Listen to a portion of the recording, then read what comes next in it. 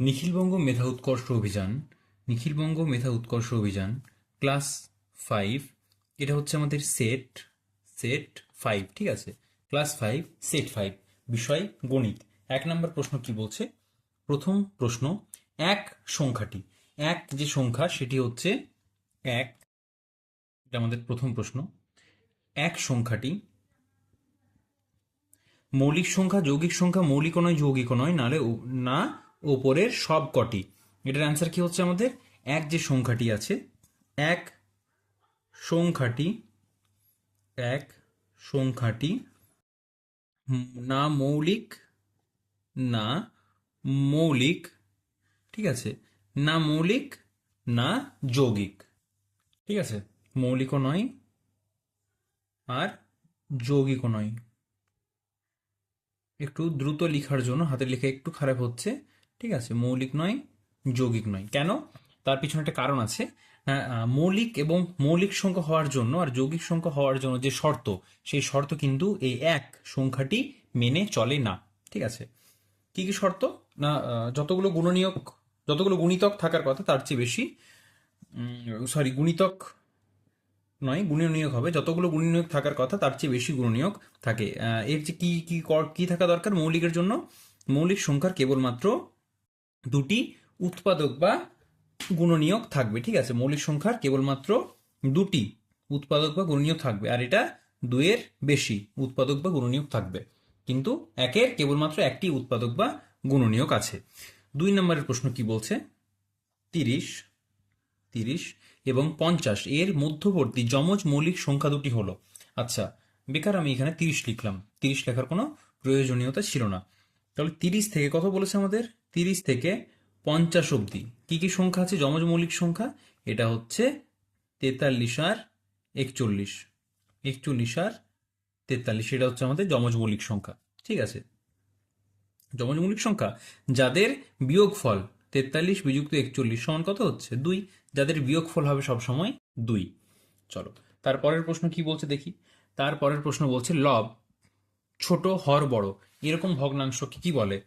একটা হচ্ছে প্রকৃত ভগ্নাংশ, একটা হচ্ছে প্রকৃত ভগ্নাংশ, একটা হচ্ছে অপ্রকৃত ভগ্নাংশ, অপ্রকৃত ভগ্নাংশ, ঠিক আছে, আরেকটা হচ্ছে মিশ্র ভগ্নাংশ, সেটা আমরা এই মুহূর্তে আসছি না সেখানে। প্রকৃত ভগ্নাংশ হয় লব, লব কোনটা? উপরেরটা, তাহলে হয় লব ছোট আর হর বড়। আর অপ্রকৃত ভগ্নাংশ কি হয়? লব বড় হর ছোট। মিশ্র, মিশ্র হচ্ছে 2 পূর্ণ 3-এর 7, ঠিক আছে, 5 পূর্ণ 8-এর 15, এগুলো হচ্ছে মিশ্র ভগ্নাংশ। 7 পূর্ণ 2-এর 3, এখানে একটা পূর্ণ আকারে থাকবে, এগুলো হচ্ছে মিশ্র ভগ্নাংশ, ঠিক আছে। চলো, 4 নম্বরের প্রশ্ন কি বলছে? 4 নম্বরের প্রশ্ন কি বলছে? এটির সঙ্গে কোনটি সঠিক? 470, 470 গুণিত 15, এটি সমান কোনটি সঠিক বলেছে? এভাবে বিশ্লেষণ করে লেখা আছে। তাহলে 15কে আমরা কিভাবে ভাঙতে পারি? 15কে আমরা ভাঙতে পারি 10 যুক্ত 5, এটা হচ্ছে 15। তাহলে এটা আমরা 470কে কিরকম লিখতে পারবো? একবার 470 গুণিত 10 করব, মাঝে কি চিহ্ন হবে? যোগ চিহ্ন হবে অবশ্যই। আবার 470 গুণিত 5 করবো একবার, এটাই হচ্ছে অ্যান্সার। কোথায় আছে? এই তো, খটা হচ্ছে অ্যান্সার আমাদের। 5 নাম্বার, 5 নম্বরের প্রশ্ন কি বলছে? ড্যাশ ভাজিত 19 সমান 8, ড্যাশ ভাজিত 19 সমান 8, এটা আমরা কিভাবে করব? শূন্যস্থান ভাজিত 19 সমান 8, কি বলেছিলাম? এই সমানের এদিক থেকে এদিকে গেলে, এদিক থেকে এদিকে গেলে আর এদিক থেকে এদিকে আসলে, যেদিকেই আসুক সাইন চেঞ্জ হয়, বা যে চিহ্নগুলি থাকে সেগুলি বদলে যায়। ভাগ থাকলে গুণ হয়, আবার গুণ থাকলে ভাগ হয়, যোগ থাকলে বিয়োগ হয়, আবার বিয়োগ থাকলে যোগ হয়, ঠিক আছে। তাহলে এটা কিভাবে করবো আমরা? 19কে দিকে নিয়ে চলে আসবো, তাহলে শূন্যস্থানটা পেয়ে যাবো। শূন্যস্থান সমান 8 গুণিত 19, 8 গুণিত 19, এটা সমান কত হচ্ছে? 19 8টে কত? 19 8টে হচ্ছে আমাদের, নামটা তোমাদের যদি মুখস্থ থাকে তাহলে তোমরা এখানে চটপট লিখতে পারবে, ঠিক আছে। এখানে তোমাদের সমান দেওয়া দরকার নেই, কারণ তোমরা তো ঠিক চিহ্ন দেবে, তাই তোমরা এখানে সরাসরি লিখ যে এটা সমান হচ্ছে 800, সরি 158, 158 52, 152, ঠিক আছে। এটা তোমরা সরাসরি লিখতে পারো, এটা সমান হচ্ছে 152। হ্যাঁ, তোমাদের যদি না হয় তাহলে তোমরা গুণ করে নেবে। 19-এর ঘর নামতা কিন্তু নয়, 25-এর ঘর অব্দি নামতা মনে রাখা কিন্তু আবশ্যক। তাহলে কি বলতো, ক্যালকুলেশনে খুব সুবিধা হয়। এটা হচ্ছে 72, হাতে আছে 7, আর এটা হচ্ছে 15, তাহলে 152। ঠিক আছে, সহজ একদম, গুণ করেছে আর কিচ্ছু করিনি। এটা, হ্যাঁ, এটা তো শূন্য স্থান গো, এটা তো শূন্য স্থান। ঠিক আছে। 6 নাম্বার, 6 নাম্বার অঙ্ক কি বলছে দেখি। এটা জল পড়ে গেছে। আচ্ছা, সুমনকে এত সংখ্যা লিখতে বলায় সে 9,559 লিখেছে, সে কত কম বা বেশি লিখেছে। আচ্ছা, প্রথমের সংখ্যাটা কত আছে?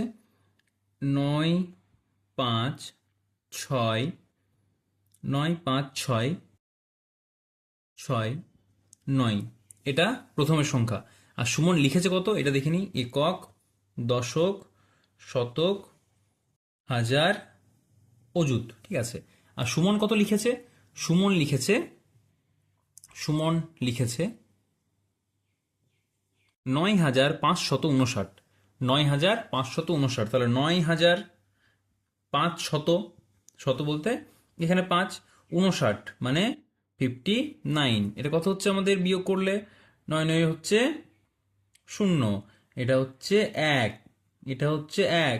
9-এর পর কত গুনলে 15 পায়? 9-এর পর 6 গুনলে এটা কত হচ্ছে? এখানে 1, তাহলে এটা হচ্ছে 8, 8 6 1 1 0, 8 6 1 1 0। এত কি লিখেছে? এত কম লিখেছে, এত কম লিখেছে। ঠিক আছে, এত কম লিখেছে। 7 নাম্বার, 7 নাম্বারের অঙ্ক কি বলছে দেখি। 7 নাম্বারের অঙ্ক, এত মিনিটে কত ঘন্টা কত মিনিট? কত মিনিট বলেছে? 770 মিনিটে, 770 মিনিটে কত ঘন্টা কত মিনিট? কত দিয়ে করবো আমরা? আমরা 60 দিয়ে করব। তাহলে 0 0 কেটে আমরা যেভাবে শর্ট নিয়মে করি সেটাও করতে পারো, বা এটাও করতে পারো। 6 কত হচ্ছে? 6 কে 6 মানে 60, এটা কত হচ্ছে? 170। 3-এ বেশি হয়ে যাচ্ছে 18, তাহলে 2-এ হচ্ছে 12 মানে 120, 50। তাহলে 12 ঘন্টা, 12 ঘন্টা আর 50 মিনিট। ঠিক আছে, এটা কি বলেছে? 8 নাম্বারের প্রশ্ন দেখো, 8 নাম্বারটা এখানে করছি। 8 নাম্বারের প্রশ্ন কি বলছে, এই যে সংখ্যাগুলি দেওয়া আছে, কি কি সংখ্যা দেওয়া আছে? 72, 90, 54, এর গসাগু কত? 72, 72, ঠিক আছে, 72, 90 আর 54, এর গসাগু কত? গসাগু মানে এমন সংখ্যা দিয়ে, বা এমন সংখ্যা ধরতে হবে আমাদেরকে যে সংখ্যা দিয়ে এই 3টি সংখ্যাকে কিন্তু ভাগ করা যায়। আচ্ছা, তাহলে দেখতে হবে আমাদের কি সংখ্যা। প্রথমে যে জোড়া আছে, তাহলে এই জোড়া সংখ্যা দিয়ে কিন্তু আমাদের দুটো সবগুলোকে ভাগ করা যাবে। তাহলে আমরা 2 দিয়ে দেখতে পারি। 2 36, 2 45, আবার 2 54, কত হচ্ছে? 27। এরপর কত করব আমরা? 3 দিয়ে। ঠিক আছে, তাহলে 3 দিয়ে কত হচ্ছে? 3, 12 3-এ 36, 15 3-এ 45, আর 9। আর কি 3 দিয়ে যায়? হ্যাঁ, আবার 3 দিয়ে যাচ্ছে। তাহলে 3 দিয়ে কত হচ্ছে? 3 4-এ, 3 5-এ, 3 3-এ। আর কিন্তু এমন কোনো সংখ্যা নেই যে সংখ্যা দিয়ে 3টি সংখ্যাকে ভাগ করা যাচ্ছে। তাহলে 2 3-এ 6, 6 3-এ 18। ঠিক আছে, তাহলে এদের গসাগু কত হচ্ছে? এদের গসাগু হচ্ছে 18। পরেরটা কি বলেছে দেখি। 9 নাম্বারে, 9 নাম্বারে বলছে, এখানে 9 নাম্বার করছি আমরা। 9 নাম্বার বলছে যে 90, 60 আর 20, 90, 60 আর 20, 90, 60 আর 20, এদের লসাগু কত?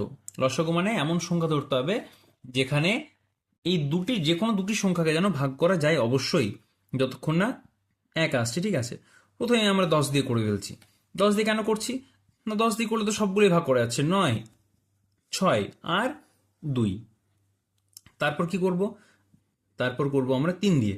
ঠিক আছে, আসলে প্রথমে 2 আর তারপর 5 হতো, সেই জন্য আমরা সরাসরি 10 দিয়ে করেছি। ঠিক আছে, তারপর কথা হচ্ছে আমাদের, এটা হচ্ছে 3 দিয়ে, বা 2 দিয়েও করতে পারতে, একই ব্যাপার।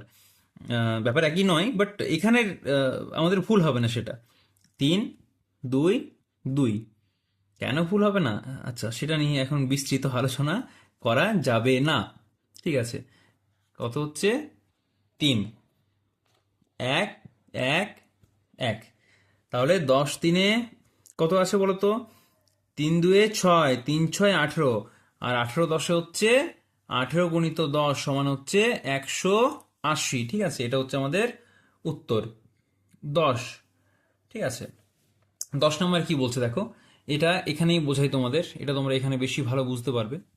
মোট কটা অংশ আছে? 1, 2, 3, 4, 5, 6, 7, 8, মোট 8টা অংশ আছে। কতগুলো অংশে দাগ দেওয়া আছে? 1, 2, 3, 4, 5, 5টা অংশে দাগ দেওয়া আছে, আর 3টি অংশে দাগ দেওয়া নেই। তাহলে বলছে দাগ টানা অংশ হলো। দাগ টানা অংশ কত? দাগ টানা অংশ হচ্ছে 10 নম্বর, দাগ টানা অংশ হচ্ছে 3/8 হচ্ছে দাগ টানা নেই, আর 5/8 হচ্ছে দাগ টানা আছে। ঠিক আছে, 11 নম্বরের প্রশ্ন কি বলছে দেখি। 8 বিযুক্ত 8 বিযুক্ত 1/7 সমান কত? এই তো মিশ্র ভগ্নাংশ আসছে তোমাদের, মিশ্র ভগ্নাংশ দিয়ে কিন্তু অঙ্ক তোমাদের আসবে। ক্লাস 4-এ না আসলেও ক্লাস 5-এ কিন্তু মিশ্র ভগ্নাংশের অঙ্ক আসবে। তাহলে 8-8-এর নিচে কিছু নেই মানে কত আছে? 1 আছে। ঠিক আছে, আর 12/7 মানে সরি 1/7 মানে কত হচ্ছে? এটা হচ্ছে গুণ, এটা হচ্ছে যোগ। 12 × 12 আর সাথে 19/12। ঠিক আছে, তাহলে লসাগু কত হচ্ছে? লসাগু হচ্ছে 1 আর 12 লসাগু সবসময় 12। ঠিক আছে, এটা কত হচ্ছে? 12×8 = 96 বিযুক্ত 19, এটা সমান কত লিখবো আমরা? নিচে তো 12 আছে, 12 লিখলাম। এই বিয়োগগুলো করার কি সুবিধা? 96 থেকে 20 বাদ দিলে কত হচ্ছে? 76, আর এদিকে 1 আছে, তাহলে এটা 77। তাহলে 77/12 হচ্ছে অ্যান্সার। এবার 77/12 কিন্তু এখানে অপশন নেই, তাহলে কি করবো আমরা? 12×6 = 72, তাহলে 6×72 পর কত আছে? 5/12। ঠিক আছে, 6×5 কোথায় আছে? 6×5 এই তো ঘয় অপশনে আছে। আয়তক্ষেত্রের অর্ধ পরিসীমা, আয়তক্ষেত্রের অর্ধ পরিসীমা, আয়তক্ষেত্রের অর্ধ পরিসীমা দৈর্ঘ্য গুণিত প্রস্থ, দৈর্ঘ্য গুণিত আয়তক্ষেত্রের অর্ধ পরিসীমা বলেছে। তাহলে পরিসীমা কি জানি আমরা? 2 × দৈর্ঘ্য যুক্ত প্রস্থ, 2 × দৈর্ঘ্য যুক্ত প্রস্থ। এটার অর্ধ মানে তার অর্ধেক করলে কি হবে? বাই 2 করে দেবো। তাহলে এটা কাটা গেলে কি হচ্ছে? এটা কাটাকাটি গেলে কি হচ্ছে আমাদের?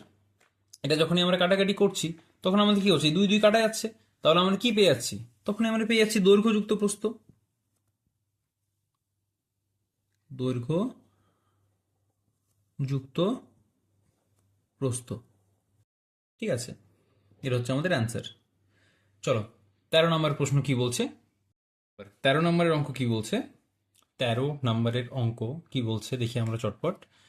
13 নম্বরে বলছে যে আয়তাকার ক্ষেত্রের মানে একটা আয়তক্ষেত্রে, ঠিক আছে, ক্ষেত্রফল 120 বর্গমিটার। কত বর্গমিটার বলেছে? 120 বর্গমিটার। দৈর্ঘ্য 12 মিটার হলে প্রস্থ কত হবে? আমরা কি জানি যে আয়তক্ষেত্রের ক্ষেত্রফলের ফর্মুলা, আয়ত ক্ষেত্রের ক্ষেত্রফল ফর্মুলা কি? এগুলো কিন্তু তোমাদের আগেও বোঝানো হয়েছে, এগুলো কিন্তু তোমাদের মনে রাখতে হবে, নইলে অঙ্ক করতে একটু সমস্যা হতে পারে, একটু না মানে ভালোই সমস্যা হবে। আয়তক্ষেত্রের ক্ষেত্রফল, আয়তক্ষেত্রের ক্ষেত্রফল, আয়তক্ষেত্রের ক্ষেত্রফলের ফর্মুলা কি গো? আয়তক্ষেত্রের ক্ষেত্রফলের ফর্মুলা হচ্ছে কি? দৈর্ঘ্য দৈর্ঘ্য গুণিত দৈর্ঘ্য গুণিত প্রস্থ। ঠিক আছে, আয়তক্ষেত্রের ক্ষেত্রফল হচ্ছে দৈর্ঘ্য গুণিত প্রস্থ, এটা আমরা জানি, এটা আমরা জানি। ঠিক আছে, তাহলে আয়তক্ষেত্রের ক্ষেত্রফল কত দেওয়া আছে? 120 সমান দৈর্ঘ্য কত দেওয়া আছে? 12 গুণিত প্রস্থ, প্রস্থ কত পাবো আমরা? প্রস্থ পাচ্ছি 12×10 = 120। তাহলে প্রস্থ কত হচ্ছে? আমরা প্রস্থ পেয়ে গেলাম মিটার। এটা কিন্তু বর্গমিটার লিখবে না, এটা কিন্তু বর্গমিটার লিখবে না। কেন? কারণ ক্ষেত্রফলই সবসময় বর্গমিটার হয়। ঠিক আছে, 14 নম্বর প্রশ্ন কি বলছে দেখি আমরা। 14 নম্বর এখানে বলেছে 7 ভাজিত 7 ভাজিত সেই একটা সরল ছিল যেটা আমরা কিন্তু ভুল পেয়েছিলাম বইয়ের মধ্যে, মানে সরলটাই ভুল ছিল। একটা ব্রেকেটের গোলমাল ছিল। 3 যুক্ত 8 বিযুক্ত 3 যুক্ত 2 বিযুক্ত 1 এটা হয়েছে। ঠিক আছে, একবার চেক করে নিই আমরা সঠিক লিখেছি না ভুল লিখেছি, কারণ ওখানে গল্প করতে করতে ভুল হয়ে যায়। 7 ভাজিত তৃতীয় বন্ধনী 3 যুক্ত 3 যুক্ত দ্বিতীয় বন্ধনী 8 বিযুক্ত 8 বিযুক্ত 3, প্রথম বন্ধনীর মধ্যে 3 যুক্ত 2 বিযুক্ত 1, 3 যুক্ত 2 বিযুক্ত 1। ঠিক আছে, আমরা কি রুলে করি? রুল আমরা কি ফলো করি? আমরা ফলো করি বডমাস রুল, BODMAS। বি মানে হচ্ছে ব্রেকেট, প্রথমে প্রথম বন্ধনী, তারপরে হয় দ্বিতীয় বন্ধনী, তারপরে হয় তৃতীয় বন্ধনী। ঠিক আছে, তার আগে হয় রেখা বন্ধনী, কিন্তু রেখা বন্ধনী এখানে নেই। তারপরে অফ বা এর, এখানে তো কোথাও এর নেই। তারপরে হয় ডিভিশন বা ভাগ। তারপরে হয় মাল্টিপ্লিকেশন বা গুণ। ঠিক আছে, মাল্টিপ্লিকেশন বা গুণ। তারপরে হয় অ্যাডিশন বা যোগ, তারপরে সাবট্রাকশন বা বিয়োগ। তাহলে প্রথমে আমরা কিসের কাজ করব? প্রথম বন্ধনী, বাকি যা আছে আমরা হুবহু সেই রকম লিখে ফেলবো। 3 যুক্ত দ্বিতীয় বন্ধনীর মধ্যে 8 বিযুক্ত, আগে কি করব?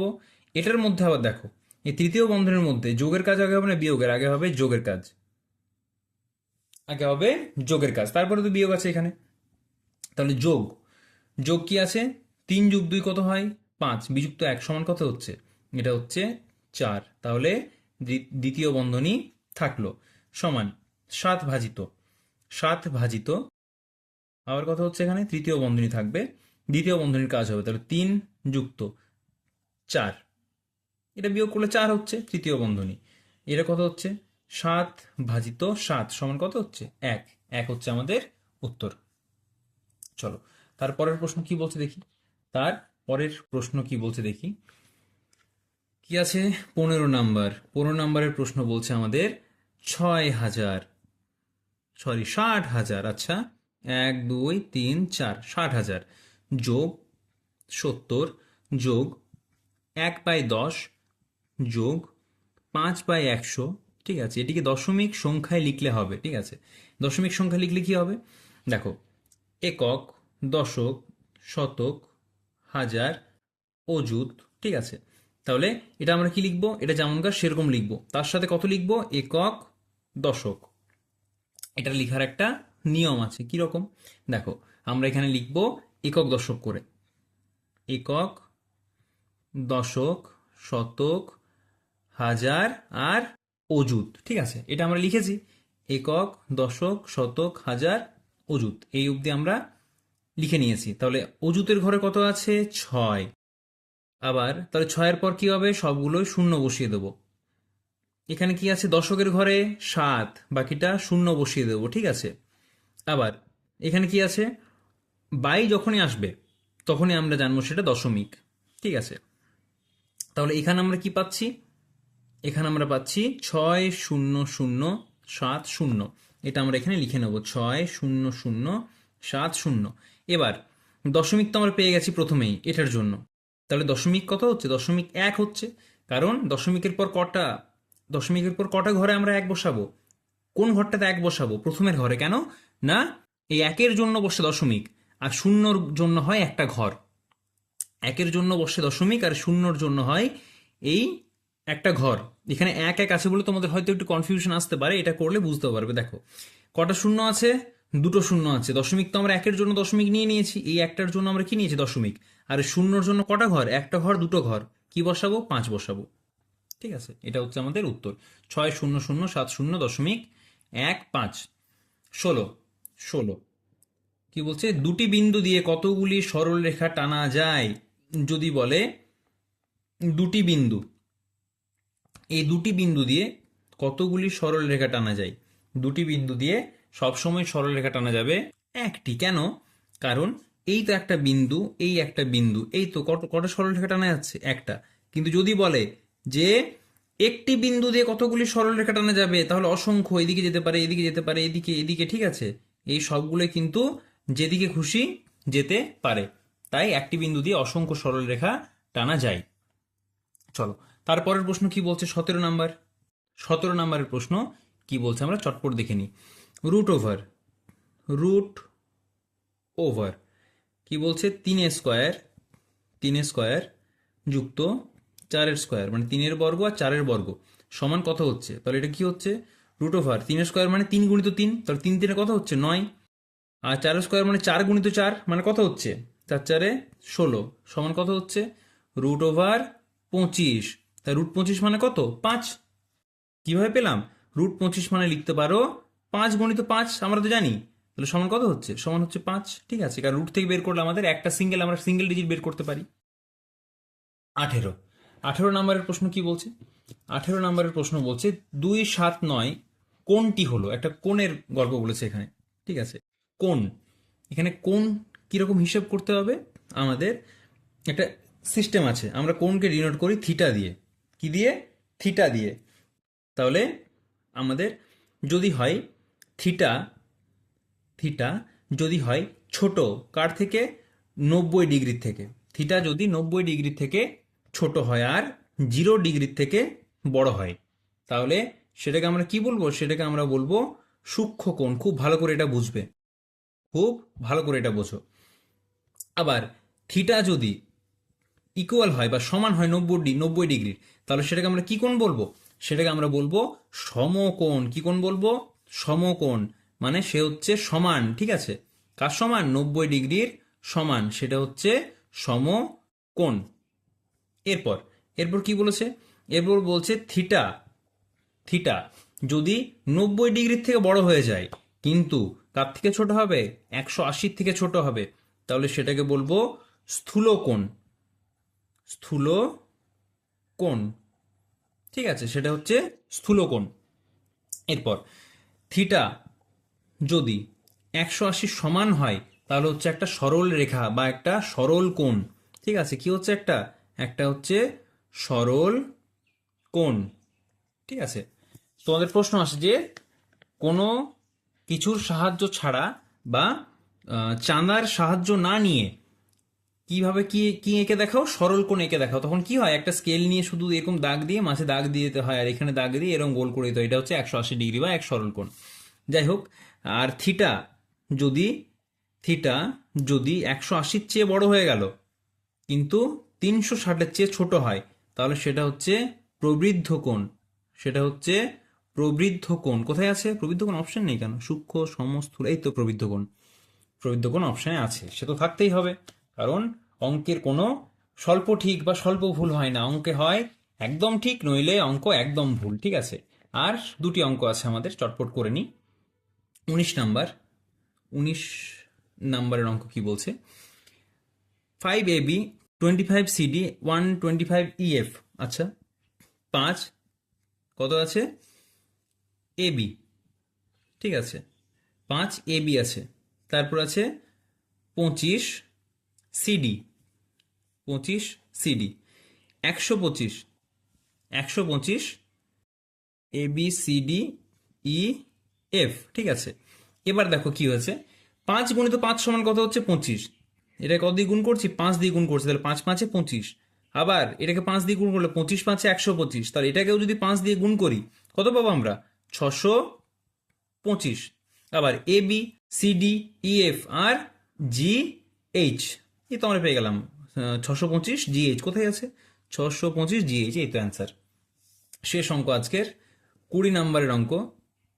চিত্রটিতে আছে দুটি রশ্মি। আচ্ছা, আমি অ্যান্সার এটা তোমরা বলবে। ঠিক আছে, আমি তোমাদের কনসেপ্টটা বুঝিয়ে দিচ্ছি। এটা হচ্ছে আমাদের ছবি। ঠিক আছে, এবার আমি তোমাকে একটা জিনিস বলি। 3টি জিনিস হয়, একটি হয় সরল রেখা, একটি হয় সরল রেখাংশ, একটি হয় সরল রেখা, একটি হয় সরল রেখাংশ, আরেকটি হয় রশ্মি। একটি হয় রশ্মি। ঠিক আছে, তো সরল রেখা, সরল রেখাংশ, রশ্মি কি জিনিস? চলো তিনটেই আমরা চটপট আলোচনা করে নিই। সরল রেখা মানে হচ্ছে যার নির্দিষ্ট কোনো, এগুলোকে বলে প্রান্তবিন্দু থাকবে না।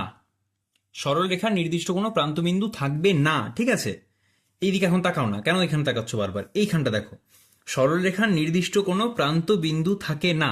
ঠিক আছে, তাহলে কি হবে? সরল রেখার কোনো প্রান্তবিন্দু থাকে না, কিন্তু সরল রেখাংশ মানে কি? এর রেখার একটা অংশ, তার নির্দিষ্ট একটি প্রান্তবিন্দু থাকবে না? থাকবে না, অবশ্যই থাকবে। তার দুটি প্রান্তবিন্দু থাকে। ঠিক আছে, তার দুটি প্রান্তবিন্দু থাকে। এবার রশ্মি কি? রশ্মি হচ্ছে একটা নির্দিষ্ট প্রান্তবিন্দু থাকে, কিন্তু অন্য দিক বা অপর দিকটি অসীম সীমান্ত পর্যন্ত বিস্তৃত। সেটি এদিকেও হতে পারে বা এদিকেও হতে পারে। ঠিক আছে, দিক সম্পর্কিত কোনো কনসেপ্ট কিন্তু এর নেই। এবার বুঝতে পেরেছো, রশ্মির একটা দিকে প্রান্তবিন্দু থাকে, একদিকে থাকে না। সরল রেখাংশের দুদিকেই প্রান্তবিন্দু থাকে, আর সরল রেখার নির্দিষ্ট কোনো প্রান্তবিন্দু থাকে না কোনো দিকেই। এবার তোমরা বলো যে এখানে আমরা কি দেখতে পাচ্ছি, দুটি সরল রেখা, দুটি সরল রেখাংশ, না দুটি রশ্মি? ঠিক আছে, এটা তোমরা কমেন্ট করে জানাবে। ঠিক আছে, আর এই যে বিন্দুটা বলা হয় এটাকে বলা হয় ছেদ বিন্দু। ঠিক আছে, এটাকে বলা হয় ছেদ বিন্দু। তাহলে একটি ছেদ বিন্দু আর দুটি কি দেখতে পাচ্ছি আমরা, এটা তোমরা সবাই কমেন্ট করে জানাবে। ঠিক আছে, তাহলে সেট কত হলো এটা আমাদের? সেট সেট সেট সেট কত হচ্ছে এটা জানো আমাদের? সেট 6 এবার আমাদের হবে। সেট 6 এবার আমাদের হবে। সেট 5 আমাদের কমপ্লিট হয়ে গেল, এবার আমাদের সেট 6 হবে। যদি তোমাদের কোনো রকম কোনো ডাউট থাকে তাহলে সেগুলি আমাকে কমেন্ট করে জানাও। ঠিক আছে, সেগুলি আমাকে কমেন্ট করে জানাও, আমি তোমাদের সেই সব প্রবলেমগুলি সলভ করার চেষ্টা করব। ঠিক আছে, সেগুলি আমি সলভ করার চেষ্টা করব।